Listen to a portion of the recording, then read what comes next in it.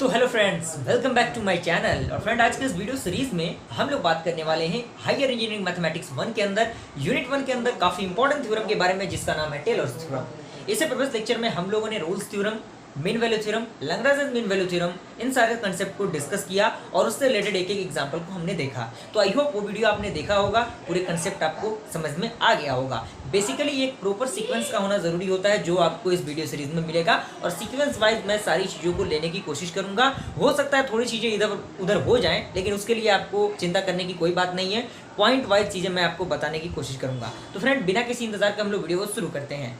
सबसे पहले मैं बात करता हूँ टेलर्स थ्योरम की। तो उसमें क्या क्या कंडीशन आपके होते हैं। सबसे पहला कंडीशन होता है जो आपका फंक्शन दिया रहेगा, यानी इफ आपका नंबर 1 कंडीशन है F of x and it's first n-1 derivative B continuous in the a, a+h, यानी जो आपका फंक्शन दिया रहेगा वो क्या होगा, उसके n-1 डेरिवेटिव में क्या होगा, वो आपका कंटिन्यूअस होगा उसके गिवन इंटरवल में, यानी a, a+h में कुछ इंटरवल आपका दिया रहेगा।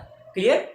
सेकंड स्टेटमेंट इसमें ये कह रहा है कि f का पावर n, दैट मीन्स आपका n क्या है, डेरिवेटिव है, ऑर्डर ऑफ डेरिवेटिव। आपका n की जगह पे आपका 1 होता तो फर्स्ट ऑर्डर डेरिवेटिव हो जाता, 2 होता तो क्या होता सेकेंड ऑर्डर हो जाता, 3 होता तो क्या होता थर्ड ऑर्डर डेरिवेटिव हो जाता। Okay, exist every value of x in a, a+h, then there is at least one number, जो कि आपका कम से कम क्या होगा, एक नंबर एग्जिस्ट करेगा किसके बीच में, आपके 0 और थीटा का जो वैल्यू होगा वो 0 और 1 के बीच में आपका क्या होगा सच दैट जो आपका फॉर्मूला बनेगा, बेसिकली रोल्स थ्योरम में भी एक फॉर्मूला बना था, लैग्रांज मीन वैल्यू थ्योरम में भी फॉर्मूला बना था, तो इसमें भी आपका क्या होगा, एक फॉर्मूला बनेगा। फॉर्मूला में आपका देखिए क्या है, फॉर्मूला आपका कह रहा है कि f of a plus h is equal to f of a plus h into f dash a plus h square divided by 2 factorial f double dash a, और इसी तरह आपका क्या होगा, यहाँ पे h का पावर 3 डिवाइडेड बाई 3 फैक्टोरियल। इसी तरह ये टर्म आपके क्या होंगे, बढ़ते चले जाएंगे। क्लियर।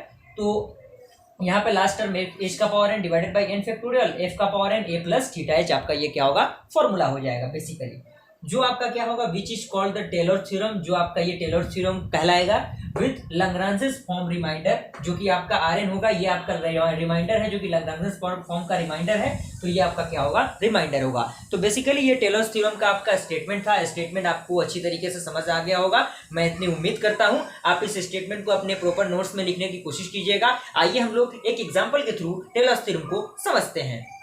तो फ्रेंड, ये जो क्वेश्चन है, एग्जाम्पल का क्वेश्चन है, सबसे पहले वो आपका क्या है, टेलर्स थ्योरम पे आधारित ये क्वेश्चन है, तो आपको बिल्कुल घबराने की जरूरत नहीं है, टू द पॉइंट आप चीज़ों को देखिए। क्वेश्चन कह रहा है कि find the Maclaurin theorem with Lagrange form of remainder of for f of x is equal to cos x। इसी तरह से आपको क्वेश्चन क्या होंगे, एग्जामिनेशन में पूछे जाएंगे। यहाँ पे लिखेगा लैग्रांज फॉर्म ऑफ रिमाइंडर, तो उससे आपको घबराने की बिल्कुल जरूरत नहीं है। फंक्शन आपका दिया हुआ है f ऑफ x आपका दिया हुआ है जो कि cos x है। तो सबसे पहले हमें क्या करना होगा, उसका डिफरेंशिएशन फाइंड आउट करना होगा n ऑर्डर के लिए।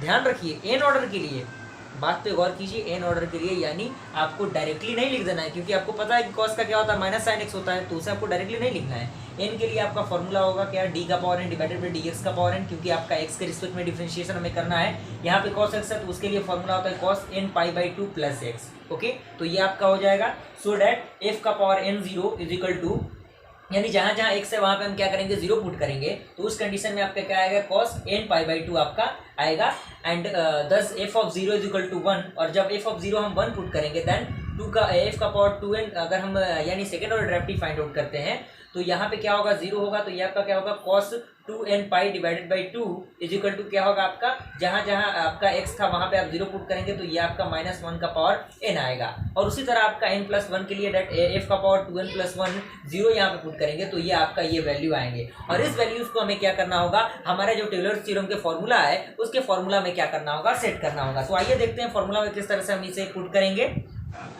तो फ्रेंड, हमें क्या करना है, अब जितने भी वैल्यूज हम लोगों ने फाइंड आउट किए हैं उन वैल्यूज को क्या करना है, हमें सिंपल सा टेलर्स थ्योरम का जो स्टेटमेंट था, जो फॉर्मूला था, उस फॉर्मूला में पुट कर देना है। तो substituting these values in the Maclaurin theorem with Lagrange form of reminder.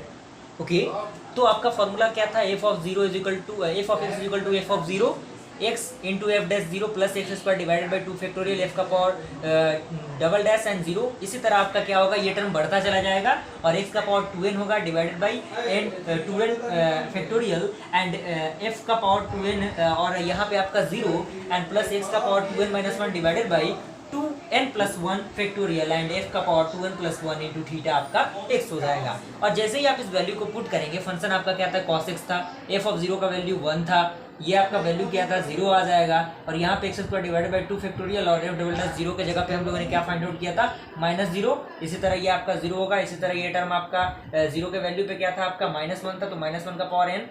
इसी तरह ये आपका सिमिलरली ये हो जाएगा। और इसको आप थोड़ा सा और सिंप्लीफाई करेंगे तो आपका आंसर आएगा cos x equal to 1 minus x² divided by 2 factorial plus x² divided by